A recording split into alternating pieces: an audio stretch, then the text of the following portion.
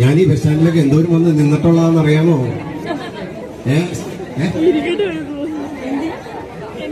സ്കൂളിലൊക്കെ പഠിക്കുന്ന സമയത്ത് നമ്മളെ ഇഷ്ടപ്പെടുന്ന ആളുകളെയൊക്കെ വന്ന് കണ്ട സ്ഥലം ഇവിടെയാണല്ലോ. ഇവിടെയൊക്കെ ഈ ബസ് സ്റ്റാൻഡില്, ആ ബസ് സ്റ്റാൻഡിൽ തന്നെ എനിക്ക് വന്ന് നിൽക്കാൻ വീണ്ടും പറ്റി. അപ്പൊ ഞാൻ അധികം പറയുന്നില്ല. അപ്പോ എന്റെ വാക്ക് കേൾക്കാനല്ല നിങ്ങൾ നിൽക്കുന്നത്. പാട്ടുപാടും. അനുവും ശ്രീവിദ്യ ഒരു കച്ചേരി വരെ നടത്തിയിട്ടാണ് പോകുന്നത്. ശ്രീവിദ്യയുടെ കച്ചേരി അനുവിന്റെ സിനിമാറ്റിക് ഡാൻസും ഉണ്ടായിരിക്കുന്നതാണ്.